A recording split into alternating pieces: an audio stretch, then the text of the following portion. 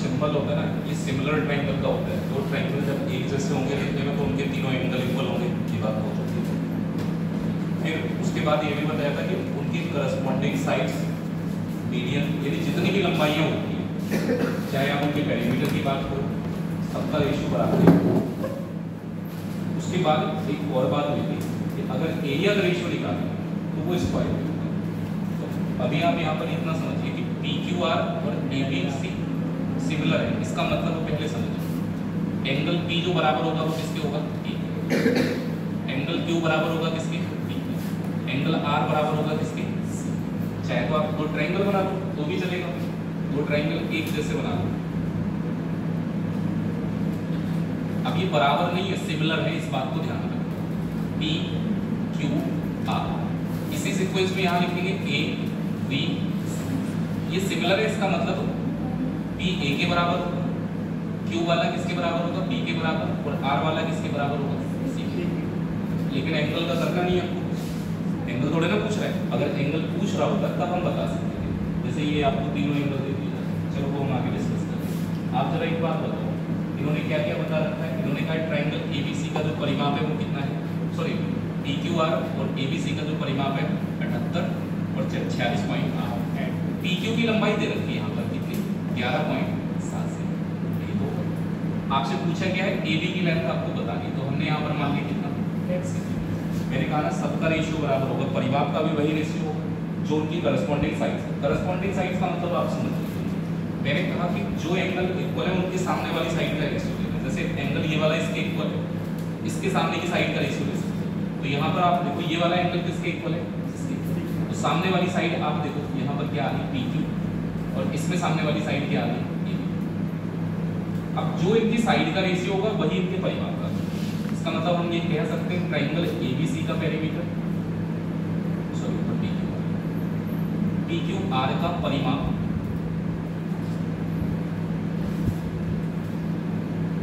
Upon दूसरा triangle है हमारा ABC, तो ट्रायंगल ABC का परिमाप। रीजन पता क्या है? इस सिमिलर तो है ट्रायंगल, एक जैसे दिखने में भी है। अगर इसकी साइड डबल होगी नीचे वाले की तो परिमाप भी डबल होगा, तो इसलिए हम लोग क्या करते हैं सेम रेशियो होंगे। जितनी भी आप लंबाइयाँ, यूनिट जिनकी सेंटीमीटर में रहेगी, आप समझ लो। जब हम बात करते हैं सॉरी एरिया की, तो एरिया की यूनिट क्या होती है? वर्ग सेंटीमीटर, स्क्वायर सेंटीमीटर। तो जब एरिया का रेशियो निकालते हैं तो इसका रेशियो स्क्वायर करना पड़ता है। तो अभी आप समझो PQ कितना दे रखा है हमको यहाँ पर? 11.7। और हमें जो साइड निकालनी है इसके करस्पॉन्डिंग वाली, आपसे अगर कोई कहते BC की लंबाई बता दो, नहीं बता सकते। BC की लंबाई पता होने के लिए QR पता होना चाहिए, क्योंकि इसके करस्पॉन्डिंग तो यही है। तो जो आपको साइड दे रखी है इसके करस्पॉन्डिंग वाली दी जाएगी, तभी आप बताइए।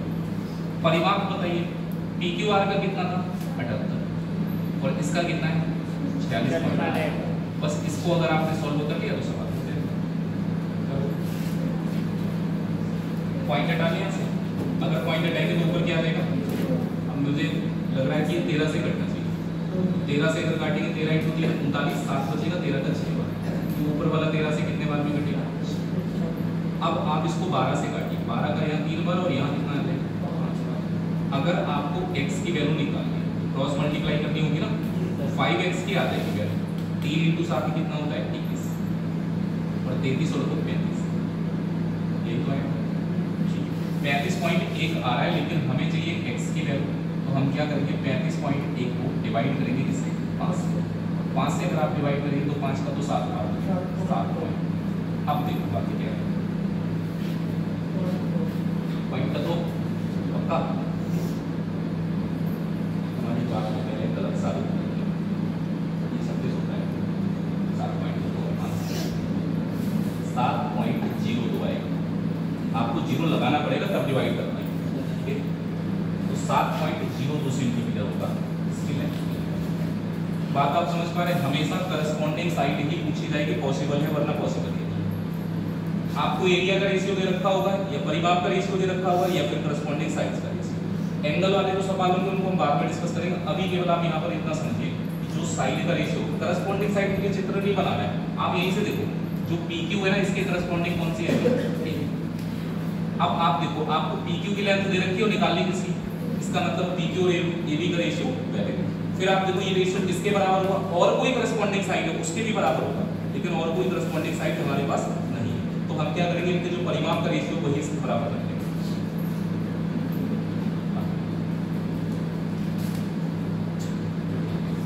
ABC और PQR फिर से इन्होंने क्या कहा है, सिमिलर है, AB दे रखा है, BC दे रखा है, AC निकालना क्या है, QR यानी R, लास्ट वाले दो का पेयर बनना है ना, तो यहाँ पर आप बताइए कि ये किसके करस्पॉन्डिंग आएगा, BC के करस्पॉन्डिंग।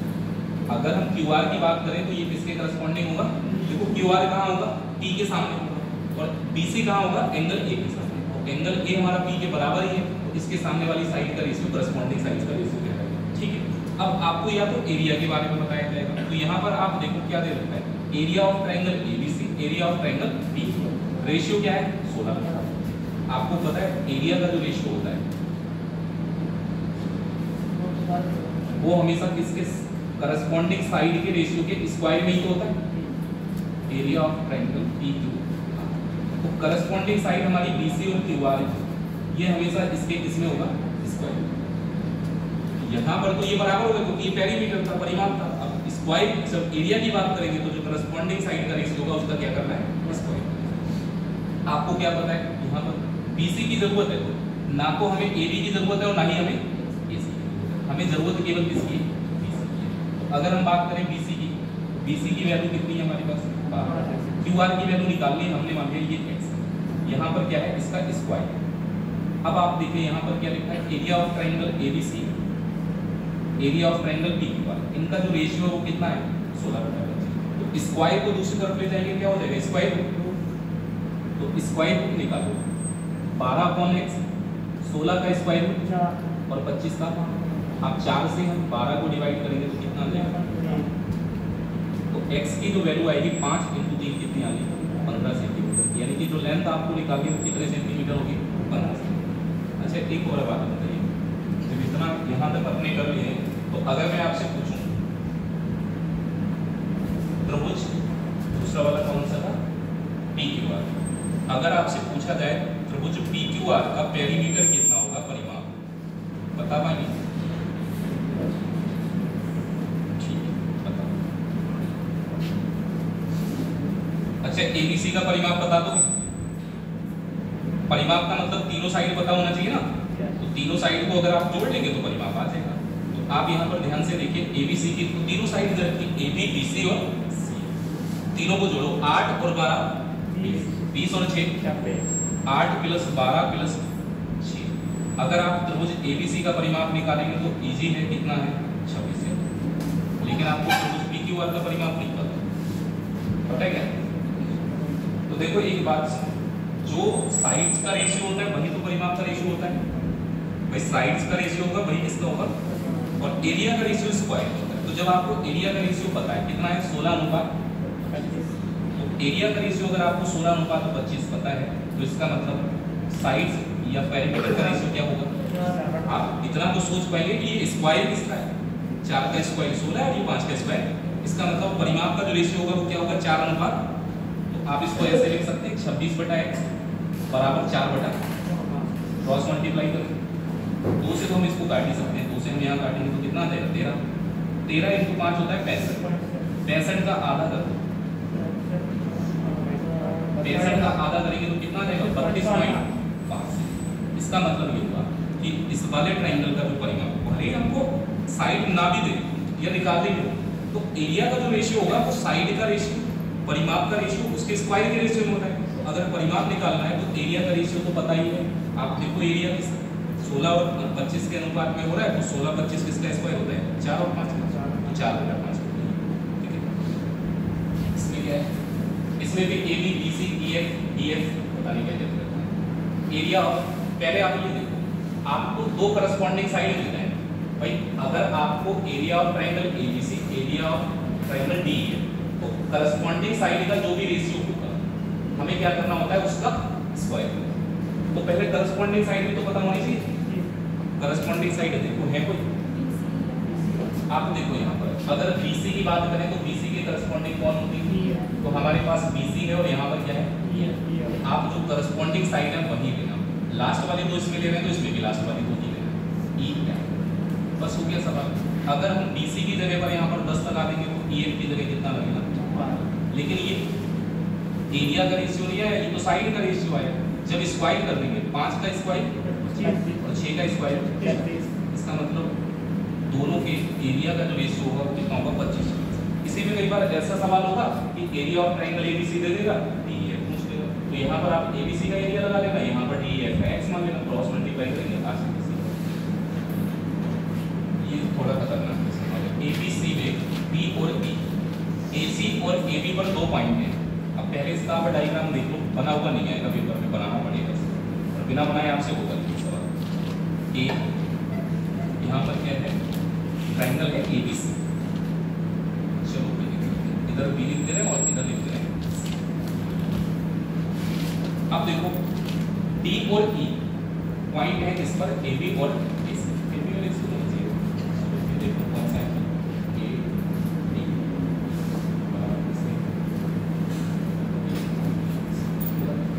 इसको सही कर लेना, ये होगा AB और AC। पहले यहाँ पर क्या था, AC, आप जरा ध्यान से समझो। ये जो पता है इस तरीके से डेटा दे रखा है, जैसे D और E पॉइंट है किस पर है, AC पर, और तो इसी तरीके से आप समझो D किस पर होगा पॉइंट, AC पर, और E किस पर होगा, AB। तो हमने क्या किया, AC पर एक पॉइंट बनाया जिसको नाम दिया, फिर AB पर एक पॉइंट बनाया और इसको नाम क्या दिया, इसको आप मिला। फिर से आप बात समझो, जिस तरीके से जिस ऑर्डर में दे रखा है उसी ऑर्डर में ही तो आप फॉलो करेंगे। D कौन से पर होगा, AC पर, और E कौन से पर होगा, AB। अब 2 एंगल इसमें इक्वल है, कौन कौन से एंगल इक्वल है, ADE। देखो A यहाँ पर है, D यहाँ पर है, E यहाँ पे, इसका मतलब कौन से एंगल की बात हो रही है, इस पर। इसके बराबर है ABC, एक एंगल यहाँ पर A है, B है, तो ये वाला जो एंगल होगा ये एंगल किसके बराबर होगा, इसके बराबर। अच्छा यहाँ पर क्या आपको 2 ट्रायंगल दिख रहे हैं, एक छोटा वाला ट्रायंगल और एक बड़ा वाला, तो यही 2 हो सकते हैं सिमिलर। जब भी आपसे साइड वगैरह पूछे तो समझ लो सिमिलरिटी लगे और कुछ होगा ही नहीं, सिमिलरिटी के बिना पॉसिबल ही नहीं। और मेंसुरेशन में बहुत से सवाल ऐसे आते हैं कि जो बिना सिमिलरिटी के आप कर ही नहीं पाओगे किसी भी हालत में। तो यहाँ पर आप देखो सिमिलरिटी लगाएंगे कैसे, 2 एंगल तो बराबर हो गए, ये वाला एंगल तो बराबर ही है। अच्छा ये बताओ, ये वाला जो एंगल है ऊपर की साइड में ये कॉमन नहीं है दोनों ट्रायंगल में, छोटे वाले ट्रायंगल में तो है ही और इस बड़े वाले ट्रायंगल में भी। इसका मतलब ट्रायंगल के 2 एंगल क्या हो गए, तो तीसरा बराबर होता है। इसका मतलब ये जो थर्ड वाला एंगल है बचा हुआ, ये भी दोनों ट्रायंगल में क्या होगा, बराबर। अब आप लिखेंगे कैसे सिमिलरिटी में आपको बता दूं, अगर कभी पूछ ले इनमें कौन से 2 ट्रायंगल सिमिलर है, तो जो एंगल बराबर है उसको साथ में लिख देता हूं। एंगल ए, छोटे वाले ट्रायंगल में एंगल ए और बड़े वाले ट्रायंगल में भी एंगल ए। ए तो कॉमन है दोनों में, दोनों बराबर है। डी वाला किसके बराबर है, बी के। तो छोटे ट्रायंगल में डी पे और बड़े ट्रायंगल में किस पर होगा, बी। अब आप देखो ई वाला जो है ना छोटे ट्रायंगल में आ रहा है और इसके बराबर बड़े ट्रायंगल में कौन सा है, सी वाला। तो अगर आप सिमिलरिटी लगाएंगे तो इस प्रकार से लिखोगे तभी सही है, वरना गलत। इसी से ये क्लियर हो पा रहा है, एंगल डी जो है ना वो किसके बराबर है, बी के बराबर। डी वाला देखो किसके बराबर आ रहा है, बी के बराबर। क्योंकि अब करस्पॉन्डिंग साइड का रेशियो हमें निकालना क्या है, डीई। तो आप बताइए यहाँ पर डीई तो है, डीई के करस्पॉन्डिंग कौन सी साइड आएगी, बीसी आएगी। डीई के करस्पॉन्डिंग हमने बीसी लिख दिया, कोई दिक्कत नहीं। अब कम से कम इसके बराबर में कोई तो एक पेयर पता होना चाहिए, पता है हमारे पास। देखो हमारे पास डीई की वैल्यू कहाँ दे रखी, एडी कितना है 7.6 और एई कितना है, देखो एई कहाँ है, एई कितना है 7.2। आगे देखो बीई, बीई पता कौन सा है, ये वाला है 4.2।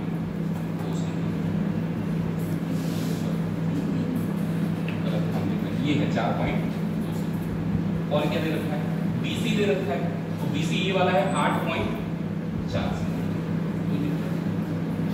हो गया 8.4 सेंटीमीटर। आपसे पूछा गया है डीई की लंबाई, तो देखो इसके करस्पॉन्डिंग एक चीज आपको देखनी होगी।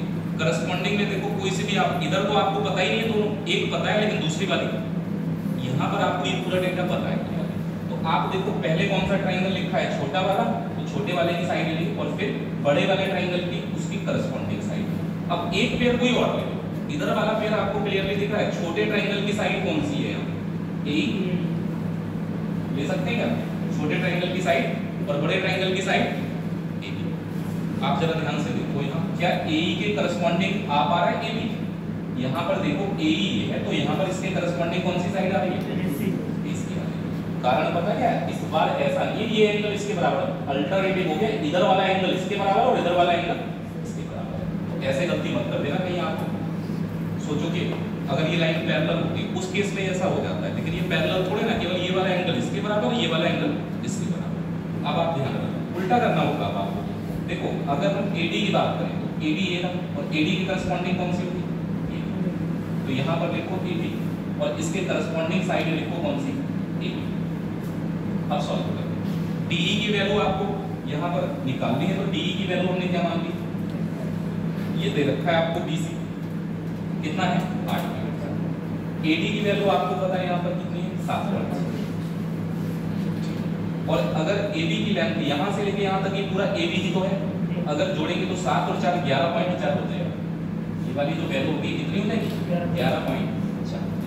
पॉइंट से तो हम इसको कैंसिल कर सकते हैं, 19 का यहाँ 4 बार और 19 का यहाँ कितना 6 बार, और काटेंगे तो 6 से अगर आप इसको काटेंगे तो कितना बार आ जाएगा 14 बार आ जाएगा। 14 का मतलब 1.4। अब 1.4 को उधर जाके 4 से मल्टीप्लाई कर 56 हो जाएगा और 56 का मतलब 5.6। फिर से एक बार मैं समझा रहा हूँ कि जब आपने ट्राइंगल देखा बनाया तो आपने इसको पहले सिमिलर देखा, क्यों है सिमिलर, क्योंकि ये वाला एंगल इसके बराबर है और ये कॉमन एंगल है, तो तीसरा एंगल ट्राइंगल का जरूर बराबर होगा अगर दो एंगल इक्वल हो रहे हैं। तो अगर तीनों एंगल इक्वल हो गए तो उसको पहले सीक्वेंस में लो। जैसे मैं तो सिर्फ ये कहता हूँ कि आपको ये बात लिखने की जरूरत है भी नहीं, सीधे आपने निकालना कौन सा है, DE निकालना है, तो इस वाले एंगल के सामने x आ रहा है और बड़े ट्राइंगल में क्या आ रहा है 8.4, मैं सीधे लिखूंगा x बटा 8। उसके बाद आपको देखना ये है कि जो बराबर एंगल उसके सामने की साइड लेनी है। भाई देखो ये एंगल किसके बराबर है, इसके बराबर, इसके सामने छोटे ट्राइंगल में साइड कितनी 7.6 और ये वाला एंगल इसके बराबर, तो बड़े ट्राइंगल में साइड कितनी है पूरी 11.4। ठीक है, इससे क्या एरिया ऑफ ट्रायंगल AD और ये जो हमारा ट्रेपेजियम बना हुआ है BC। देखो बड़ी सिंपल सी बात है, इनने कहा कि जो AD है और ये जो BD है इसका अनुपात क्या है 3 अनुपात। तो मुझे ये बता दो कि पूरा कितना होगा 8। अगर पैरेलल है तो पैरेलल का मतलब ये वाला एंगल इसके बराबर और ये वाला एंगल किसके बराबर, तीसरा एंगल तो यहाँ भी कॉमन है। ये लाइन अगर पैरेलल होती है तो ये एंगल इसके बराबर होता है और ये एंगल, तो तीनों एंगल यहाँ भी इक्वल है, इसका मतलब दोनों के दोनों ट्रायंगल कैसे हो गए समरूप। तो अगर ये दोनों ट्रायंगल समरूप हो गए तो पहले आप ट्रायंगल की बात कीजिए, ट्रायंगल AD की। अब देखो ट्रायंगल AD किसके समरूप है, ट्रायंगल AVC, क्योंकि देखो B किसके बराबर है D के बराबर और C किसके बराबर है E के बराबर। तो अगर आपको देखो इनके एरिया का रेशियो निकालना है, दोनों ट्रायंगल की मैं बात कर रहा हूँ, अगर आप चाहेंगे इनके एरिया का रेशियो पता लगता है तो करस्पॉन्डिंग साइड के रेशियो नहीं तो होगा, सॉरी स्क्वायर के रेशियो नहीं। तो अगर एरिया ऑफ ट्रायंगल AD और एरिया ऑफ ट्रायंगल ABC इनका अगर आपको रेशियो निकालना है तो करस्पॉन्डिंग साइड का मतलब जैसे ये दोनों साइड बराबर है, सॉरी ये दोनों एंगल बराबर है, इसके सामने छोटे ट्रायंगल की साइड कितनी है और इसके सामने बड़े ट्रायंगल की साइड कितनी है 8। ये दो बार अगर छोटे वाले ट्रायंगल की साइड 3 है तो इसके बराबर ये वाला एंगल हो रहा है और इसके सामने बड़ी वाली ट्रायंगल में कितना है, लेकिन साइड का रेशियो नहीं होगा। जब आप एरिया का रेशियो निकालते हैं तो क्या करते हैं, तो 3 का स्क्वायर 8 का स्क्वायर 64। कोई नहीं, आपको पता लग गया छोटे वाले ट्रायंगल का एरिया अगर 9 होगा तो इस पूरे का कितना होना चाहिए 64। आप बताइए कि नीचे वाला कितना बचा, 64 में से 9 क्या करें, अगर 64 में से 9 माइनस कर देंगे तो कितना बचेगा, पूरा 64 है बड़े ट्रायंगल का एरिया, ऊपर वाला ट्रायंगल अगर 9 है तो नीचे कितना बचना चाहिए 55 बचना चाहिए। तो ट्रायंगल का एरिया 9 है और ट्रेपेजियम का एरिया 55 है, यही रेशियो होगा एरिया से।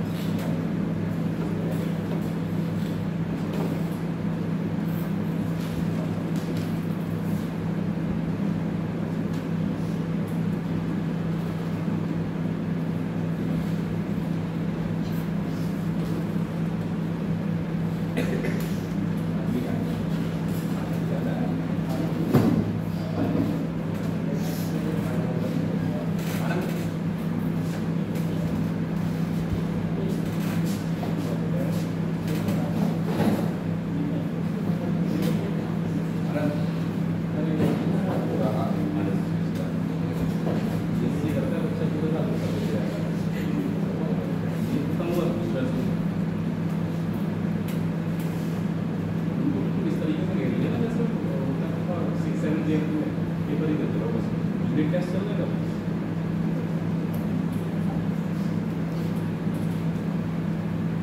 कौन सा सेंसर हुआ? चलो उसके बाद में बढ़ जाएगा।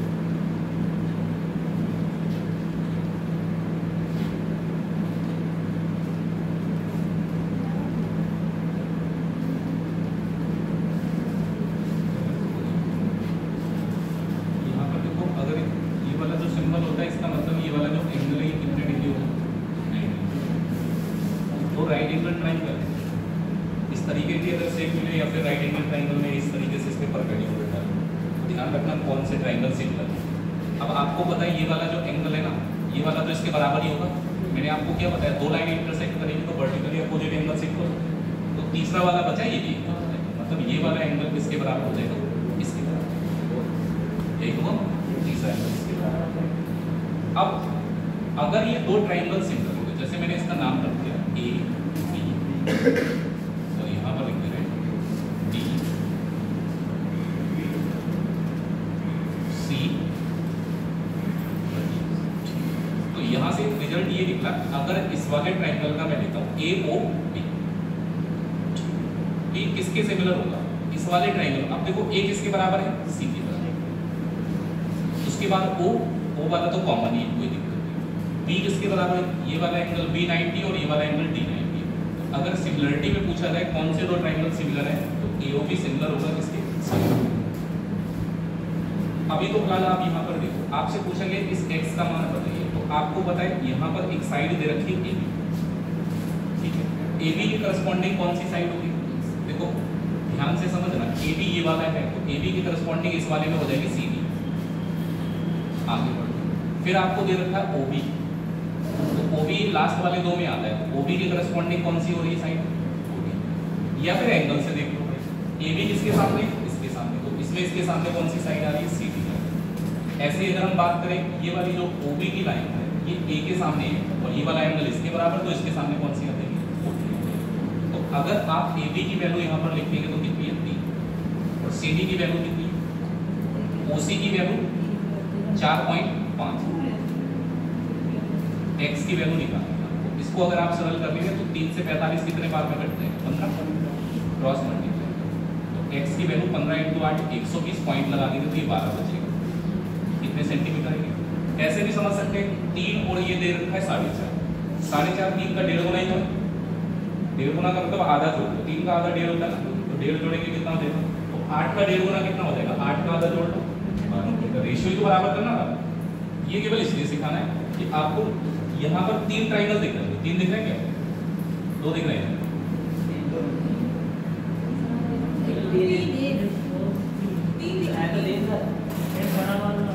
पढ़े हो, रीजनिंग भी पढ़े होगे, नंबर ऑफ ट्राइंगल्स भी पढ़े होगे, तब कितना सोच रहे, 3 नहीं है, 1 2 और 1 बराबर, तो टोटल कितने ट्राइंगल हैं, 3। एक ही ट्राइंगल को 2 ट्राइंगल में डिवाइड कर देंगे, तो यहाँ से तो 3 ट्राइंगल आपको दिखाऊंगा।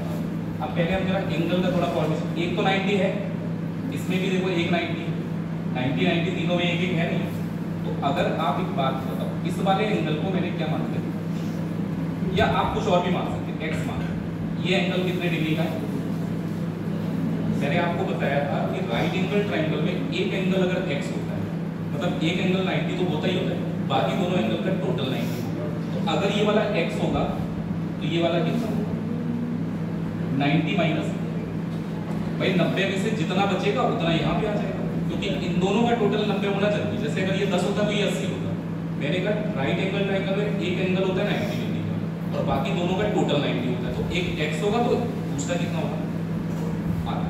अब देखो यहाँ पर एक 90 माइनस x है, तो इस वाले एंगल को तो हमें क्या मानना पड़ेगा, क्योंकि ये भी तो राइट एंगल ट्राइंगल है, एक 90 माइनस x है, तो ये वाला कितना बचेगा, आप चाहे तो देखो 90 और ये वाला कितना है 90 माइनस, आपको ये बताया गया होगा कि त्रिभुज के तीनों कोणों का योगफल कितना होता है, 180 में से माइनस करेंगे 180 कट जाएगा और माइनस और माइनस कितना हो जाएगा, प्लस x, ठीक है। तो ऐसे समझो राइट एंगल ट्राइंगल में एक 90 एक x और एक 90 माइनस x, चाहे इस बात को रखा अगर ज़्यादा, एक तो 90 होगा, एक x होगा और दूसरा होगा 90 माइनस, इन तीनों को जोड़ लो 180 आ जाएगा, ठीक है।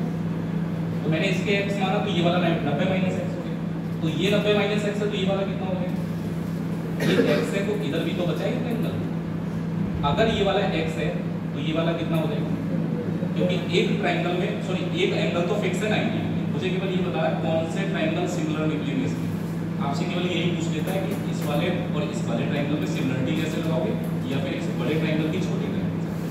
चलो एक एक करके, सबसे पहले x एंगल वाले हम तीनों ट्राइंगल की बात करेंगे, इस वाले ट्राइंगल की बात कर रहे हैं, हमारे पास 3 ट्राइंगल है, एक हमारे पास ABD है, दूसरा ट्राइंगल कौन सा है BCD, और तीसरा ट्राइंगल कौन सा है? ABC। तीन ही तो ट्राइंगल है, मैंने तीनों को लिख दिया। अब जो एंगल बराबर है छोटे वाले इस ट्राइंगल ABD में एंगल हमारा XA है, ठीक है। फिर आते हैं BCD में, BCD में कौन सा एंगल X है? B वाला। और अब आगे ABC, ABC में कौन सा एंगल है भाई? A, ये तो कॉमन ही है। उसके बाद आते हैं 90 - x वाला एंगल। तो 90 - x इसमें कौन सा है छोटे वाले ट्रायंगल में? B वाला पार्ट, ठीक है। अगर 90 - x B वाला है तो आप बताइए इस वाले ट्रायंगल में 90 - x कौन सा वाला है? C वाला। उसके बाद इस वाले ट्रायंगल में 90 - x कौन सा है? 90 - x C वाला, C आ जाएगा। तीसरी साइड आपको पता है ये D हो जाएगा, ये भी D हो जाएगा, और ये क्या हो जाएगा? B हो जाएगा। इसको आप हटा, अभी केवल आप ट्रायंगल ABC सिमिलर होगा BCD के, और ये सिमिलर होगा ट्रायंगल ACD के। अगर आपको डायरेक्ट पहचानना है तो यहाँ से सीधे सीधे देखा करो, जैसे आप करस्पॉन्डिंग साइड ही निकालनी पड़ता है, रेशियो निकालना पड़ता है। आप यहाँ से केवल एंगल देखो, जैसे मुझे इन दोनों ट्रायंगल में सिमिलरिटी लगानी है तो मैं देखूंगा ये वाला एंगल किसके बराबर है? इसके बराबर। तो इसके सामने कौन सी साइड आ रही है? सॉरी, इसके वर्टेक्स कौन सा है? A, और इसका वर्टेक्स कौन सा है? A। तो यहाँ पर A लिखा है, मैं पहले क्या लिखा है? B लिखा है। उसके बाद आपको पता है कि ये वाला जो एंगल है 90 - x, ये इस ट्रायंगल में 90 - x के बराबर होगा। तो यहाँ वर्टेक्स क्या है? B, और यहाँ वर्टेक्स क्या है? C। तो आप देखो यहाँ B है और यहाँ क्या है? C। इस सीक्वेंस को बस कर दो। तीसरा पॉइंट इसमें भी D है और तीसरा पॉइंट इसमें भी D है। तो ABD सिमिलर होगा BCD के, और ये सिमिलर होगा AC। बस इसको आप एक बार घर में कोशिश करके देख लेना कि निकाल पाओगे कौन से ट्रायंगल सिमिलर है। कोई से दो ट्रायंगल पूछ लेगा कि इन दोनों ट्रायंगल में सिमिलरिटी है। ये सरल सवाल है, सिमिलरिटी तो दे रखी है ना, आप ट्रायंगल बना दो। सबसे सरल तरीका ये है, और इसी तरीके से लिखना, A लिखना है, फिर B, फिर C। और इस वाले में जैसे दे रखा है वैसे ही लिखना पड़ेगा, ठीक है। पहले क्या लिखोगे? E, फिर D, और फिर यहाँ पर क्या है? ABC कौन सा एंगल होगा इसमें? 51, यही तो होगा ABC 51 डिग्री। और CAB कौन सा होगा? ये वाला होगा 65 डिग्री। अब जल्दी से मुझे ये बता दो, ये तीसरा वाला एंगल कितने डिग्री का होगा? तीनों एंगल का सम 180। तो ये 65 और 51 कितना हो गया? 116 हो गया। तो अगर 65 और 51 116 होता है, तो अगर आप 180 टोटल रखना चाहते हैं तो 116 माइनस करिए, यानी ये वाला एंगल कितने डिग्री होगा?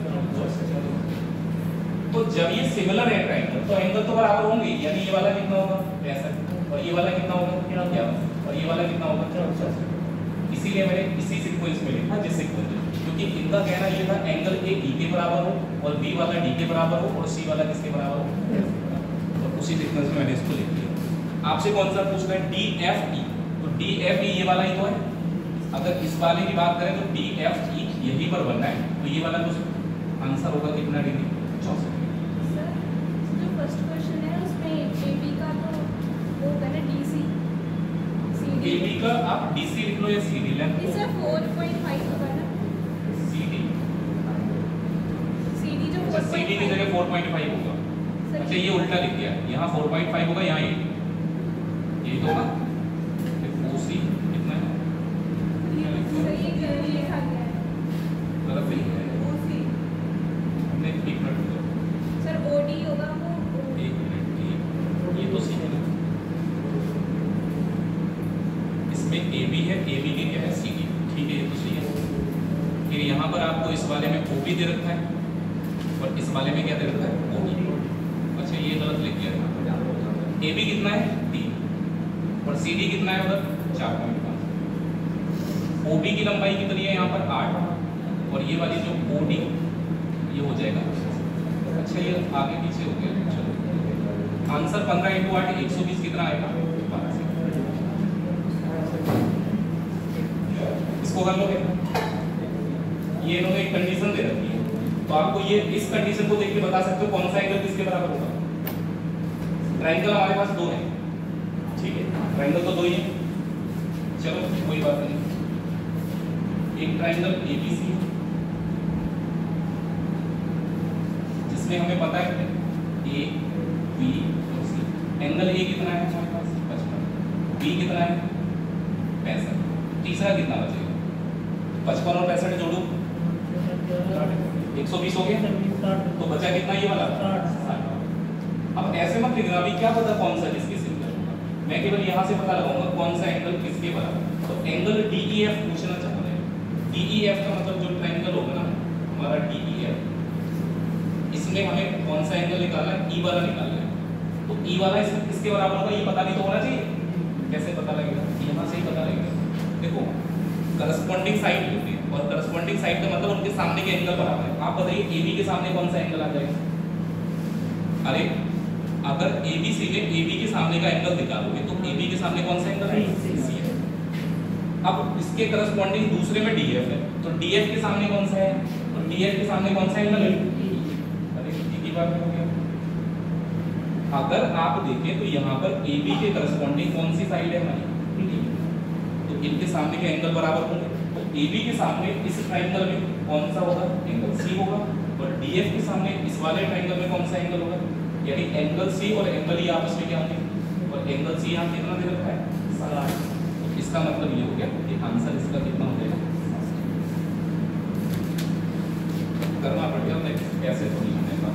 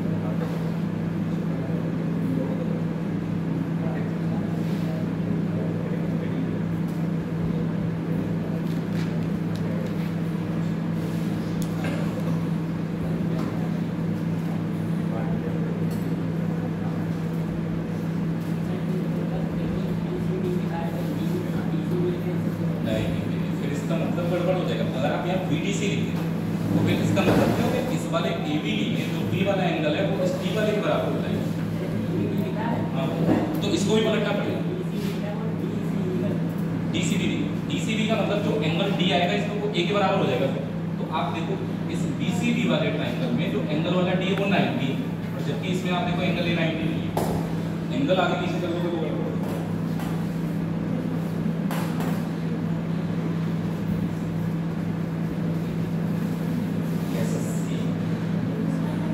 प्लेटफॉर्म में कोई टॉपिक तो छोड़ा नहीं है, हर एक टॉपिक पढ़ना है। बाकी एग्जाम्स है उनके लिमिटेशन है, आपका सिलेबस लिमिटेड है। एसएससी का कोई लिमिट नहीं है, ना लेवल का लिमिट है। लेवल का आप छोड़ो कि सीडीएस वगैरह के जो प्रीवियस ईयर उठा के देखना, तो एसएससी से लिमिटेड होते हैं।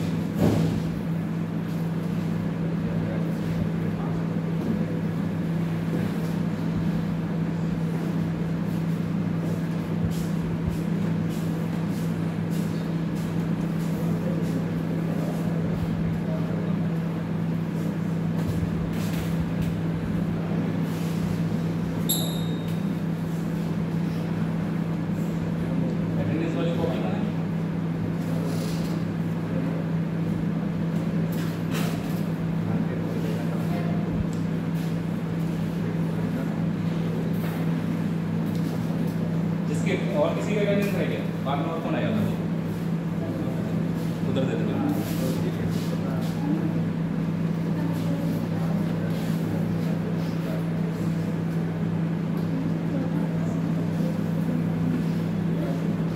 आज और पढ़ लो, कल भी इंसुलेशन स्टार्ट कर देंगे।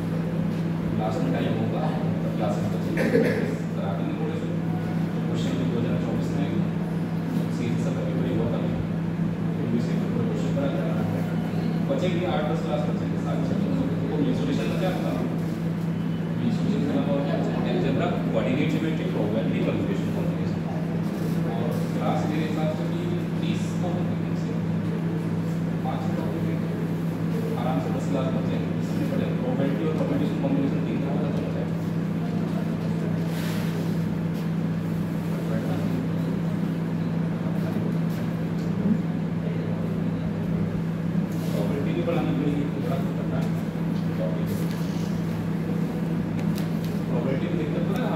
गाइस जो पास आउट होता है वो लगभग लूडो सब नहीं खेला होता है, ऐसा कोई नहीं होगा जिसने लूडो खेला ना वो जानता है, लेकिन उसमें वो आते कार्ड वाले क्वेश्चन। कार्ड जानते हैं, ताश की गड्डी होती है। अब किसी ने ताश खेली ना तो उसे क्या पता कार्ड क्या होते हैं। गांव वाले बच्चों को सबको पता होगा, पता है ना कितने पत्ते होते हैं? पता है पता तो होते हैं।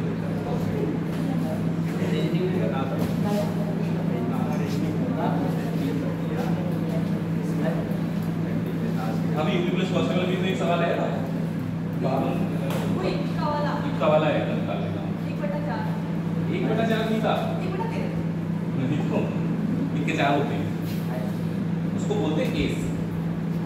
इंग्लिश में नाम याद करने पड़ेंगे तुम्हें, क्योंकि पेपर जो आता है ना जरूरी नहीं हिंदी में लिखे, अब तुम जो बोलते हो अपनी लैंग्वेज में बोलना चाहिए। हमें पता नहीं वो इंग्लिश में क्या क्या बोलते हैं, कहीं बताओ बस। उसे पढ़ाने में बहुत एफर्ट लगाना पड़ता है, जैसे तुम लोग को पता है, लेकिन गर्ल्स में मुझे लग रहा है ज़्यादातर लोगों को नहीं पता होगा कार्ड कैसे होते हैं। पता है पता है क्योंकि सर वो लोग कोचिंग पढ़ते थे सर लेके आते थे तो वो बताते थे।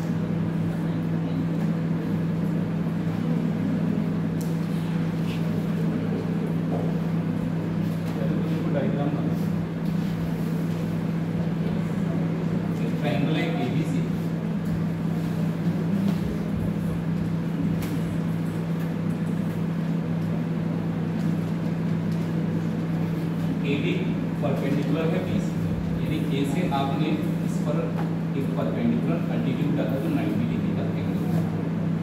कौन से पॉइंट पर? बी। देखो मतलब एडी परपेंडिकुलर है बी से।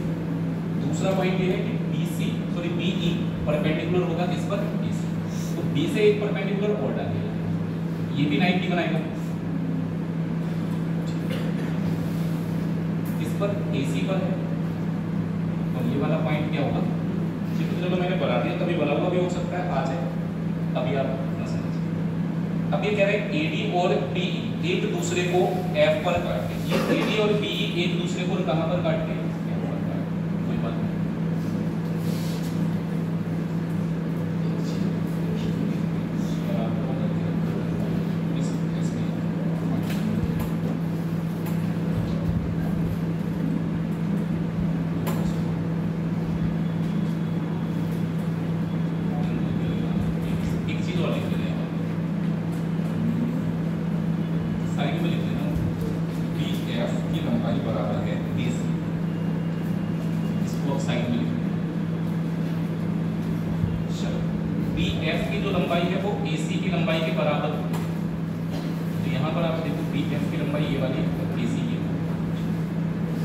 अब जरा इसमें आप लगा के देखो कैसा लगा। सिमिलर ट्रायंगल दिख रहा हो, कॉन्ग्रुएंट ट्रायंगल दिख रहा हो, जो भी दिख रहा हो, कोई भी एंगल आपको नहीं पता है, बस ये समझ 90 तो देखिए राइट, दोनों में 90 इधर वाला भी 90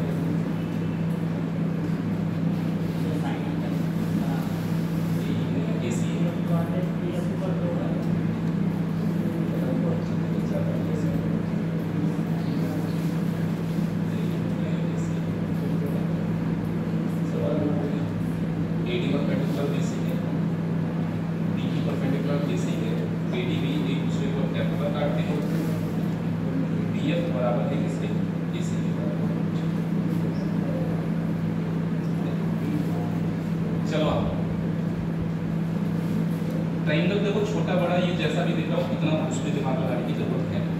आप सिमिलरिटी लगा पाओ देखो, कॉन्ग्रुएंसी लगा पाओ वो भी देखो, कुछ भी आपको समझ। अच्छा इस वाले और इस वाले ट्रायंगल में मुझे पता है ये वाली साइड बराबर है, ये वाले ट्रायंगल और ये वाले ट्रायंगल की एक साइड बराबर है। एंगल बता दो कौन कौन से बराबर। इस वाले ट्रायंगल की बात कर रहा हूँ, कौन सा? बी डी और क्या? एक ट्रायंगल ये वाला है ए, यहाँ पर डी और यहाँ पर क्या है? बस ये पता है कि ये वाली जो साइड होगी ये बराबर किसकी है? A B. अब जरा देखो इसमें कुछ सिमिलरिटी कॉन्ग्रुएंसी जो भी तुम लगा पाओ ऑप्शन में लिख देना। अगर थोड़ा बहुत कौन सा एंगल पूछे? ए बी सी पूछा।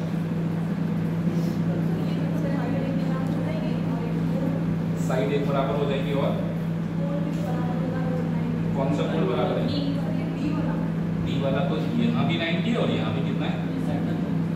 एक एंगल बराबर हो गया, ठीक है, एक साइड बराबर हो गया। बाकी आप देखो और कुछ लगा सकते हैं।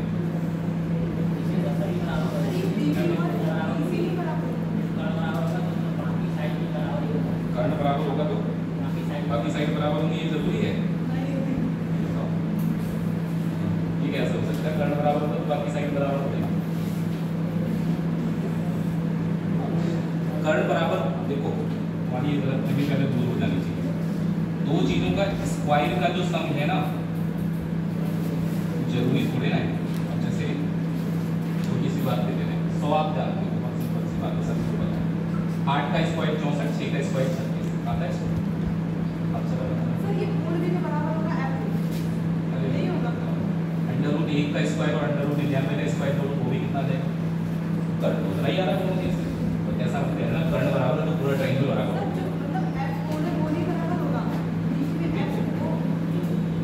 आप एक बात समझिए, ये वाला तो 90 है, ठीक है, एक तो एंगल 90 है, उसके अलावा आपको पता है ये वाली साइड इक्वल है, एक एंगल भी और बराबर इक्वल कर रहा है, बस आपकी प्रॉपर्टी लग जाएगी और ये दोनों ट्रायंगल कॉन्ग्रुएंट हो जाएंगे।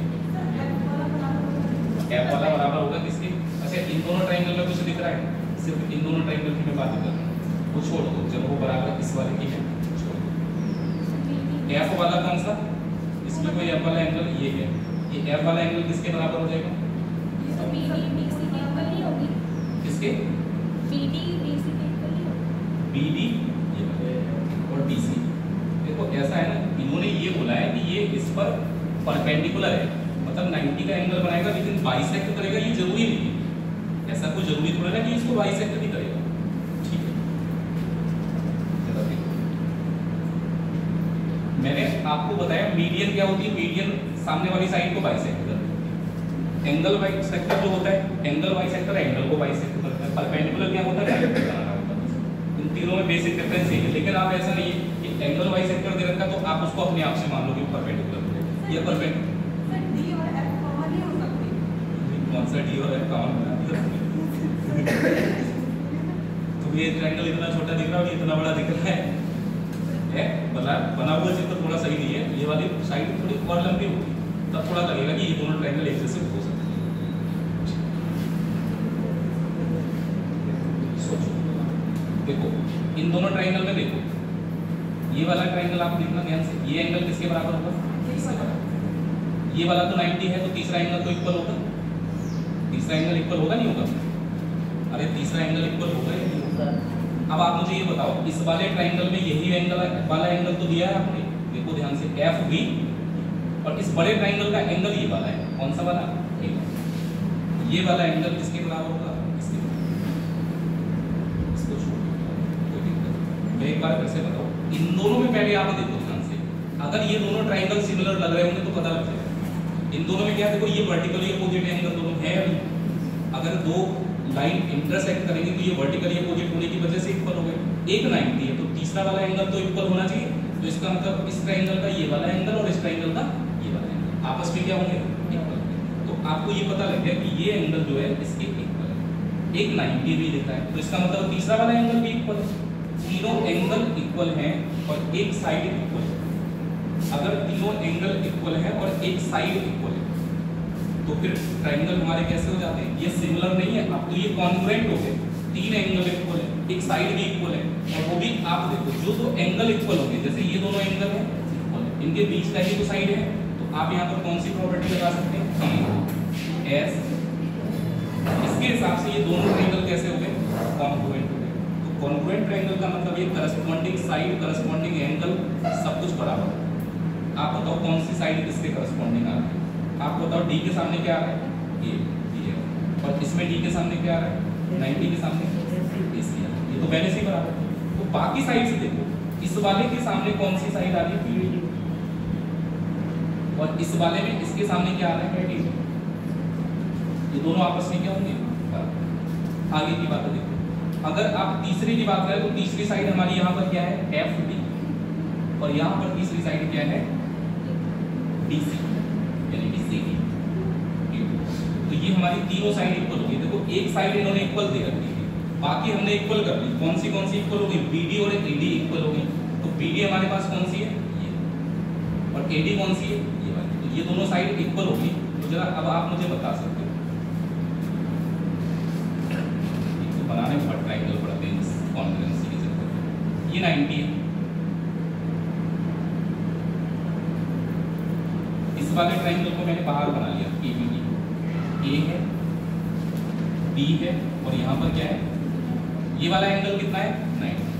अभी आपने जब इन दोनों ट्रायंगल को कॉन्ग्रुएंट प्रूव किया तो जो BD है वो AD के बराबर आ रहा है। तो BD और AD बराबर होने का मतलब क्या है? दो साइड बराबर होंगे तो करस्पॉन्डिंग एंगल इक्वल होंगे नहीं होंगे? इसका मतलब ये भी 45 डिग्री होगा और ये भी कितना होगा? 45। दोनों साइड बराबर है तो दोनों एंगल भी तो इक्वल होंगे। ये 90 तो इन दोनों का टोटल 90 होगा। अब आपको पता लग गया ABC का जो वैल्यू है ये वाला पूरा, ये हमारा कितने डिग्री आ रहा है? 45। कोई एंगल दे नहीं रखता था तो कुछ ना कुछ तो ऐसा होना ही था, साइड बराबर होगी तभी निकलेगा।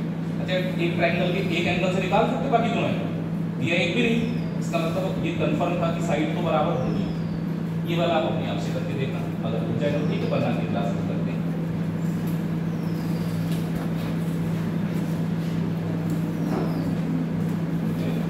फॉर्मूले सारे लिखा दिए थे हमने, 3D के लिए लिखा है। 3D जब स्टार्ट करेंगे तो उसको दोबारा से लिखा देंगे। Thank you.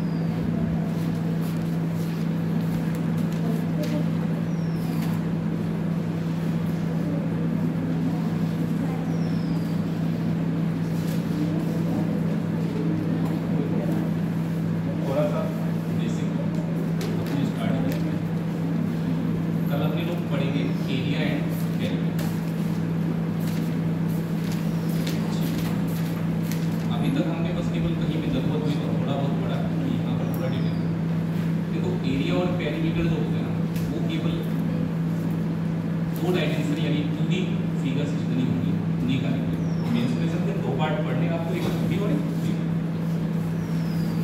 जो 3D 3 डायमेंशन वाली होंगी उनका वॉल्यूम निकाल सकते हैं, आयतन निकाल सकते हैं, वस्तु प्लस सरफेस एरिया निकाल सकते हैं, टोटल सरफेस एरिया निकाल सकते हैं, लेवल सरफेस एरिया निकाल सकते हैं, अलग अलग तरीके से। अब जैसे कोई आपको मैंने एक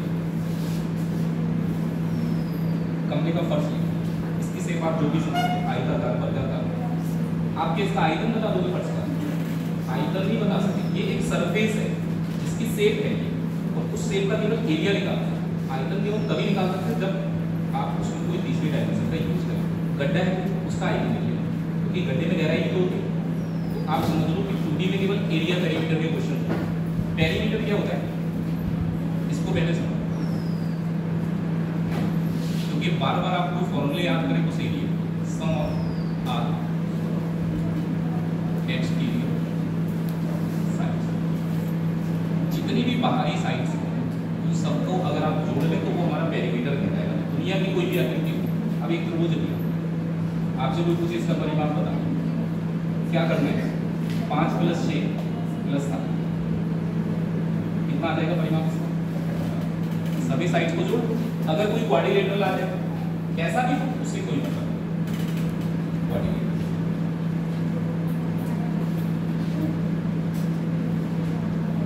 अब इसका आपको परिमाप निकालना है, तो जितनी भी साइड है सबको जोड़ेंगे ना। 5 + 5 10, 10 और 10 20, 20 और 6। अब इसके अलावा कभी कभी ऐसी चीजें होती हैं जहां हो सकता है आप थोड़ा गड़बड़ करेंगे।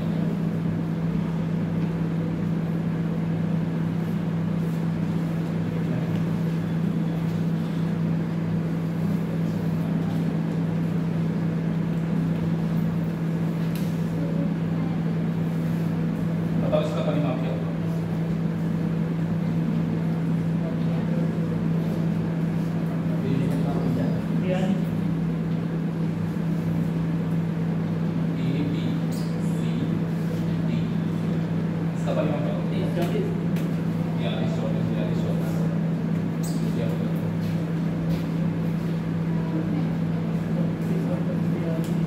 पता है मैंने क्या कहा?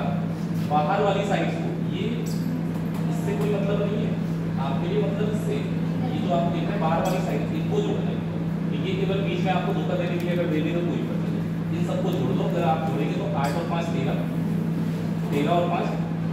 अब पता है बच्चे क्या कहता है एक ट्राइंगल है एक रेक्टेंगल है, तो दोनों का परिमाप निकाल के जोड़ देता है। दोनों से मतलब नहीं है, ये वाली लाइन तो यूजलेस है, इससे नहीं फर्क पड़ रहा है।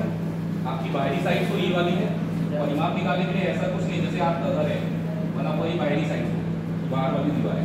अब अंदर आप कितनी भी दीवारें बना दो तो क्या उससे परिमाप बदल जाएगा? इन सबको जोड़ना है। फॉर्मूले जितने भी लिखा है ट्राइंगल्स में लिखा तो काफी, रेक्टेंगल क्वाड्रिलेटरल के भी फॉर्मूले लिखा दिए। केवल उधर सर्कल के फॉर्मूले कुछ बच्चे हैं सेक्टर वगैरह के, वो जो आपको फॉर्मूले लिखा है वो याद करके है ना। ये तो फिल्म भी है ऐसी कि जो एरिया में निकालने में आपकी काम में आएगी उसको दिया गया है। ज्योमेट्री के अगर आप कर पाए तो प्रीवियस ईयर के क्वेश्चन वगैरह लगा लो, 2014 24 के ही लगा लो, लेकिन ज़्यादा नहीं 24-23 के लगा लो तब भी काम चल जाएगा। क्योंकि क्वेश्चन इतना ज़्यादा होता है कि TCS के जैसे 3-4 एग्जाम रहते हैं SSC से रिलेटेड। MBS में तो नहीं आता है, CHSL है, CGL है, 2 बार होता है, 3 और 20, 40-50 से तो एक पेपर होता है। CQ होता है, अब 50 से एक पेपर हो रहा है तो एक पेपर में आप ये मान के चलो एक सवाल भी अगर ज्योमेट्री का आता है तो इतने सवाल इकट्ठे हो जाते हैं तो लगा नहीं पाओगे। तो ऐसी किताब मत खरीदना जिसमें दे रखा हो 15 साल के प्रीवियस के, पागल हो जाओगे लगाते लगाते। आती तिरंगी करीब तो 13,800 क्वेश्चन तो अभी थे जब वो अपडेट हुई थी लास्ट टाइम। तो अब 14,000 15,000 सवाल लगाने का मतलब समझ लगा पाओगे?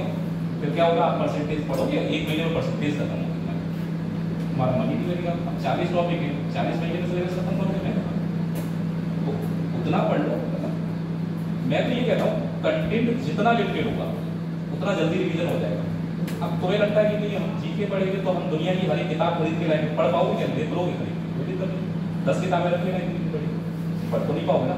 पढ़ोगे कोई छोटी सी काम की किताब उसको तो तुम चाहे 4-5 बार पढ़ के, फिर लोग कहते हैं उस वाली किताब में ये नहीं, उस वाली किताब में ये नहीं, उसमें ये नहीं। तुम एक किताब को 10 बार पढ़ के तो देखो, मैं कह रहा 10 बार अगर तुमने पढ़ ली और तुम्हारे पढ़े तो 10 क्वेश्चन आ गए, एक मान लिया उस किताब में गलत था और आपने गलत लगा दिया, कोई फर्क नहीं पड़ता ये क्वेश्चन गलत था। आप तुम 50 किताबें पढ़ोगे तो फिर इतना कंफ्यूजन पाल लोगे तो खुद ही नहीं पता होगा।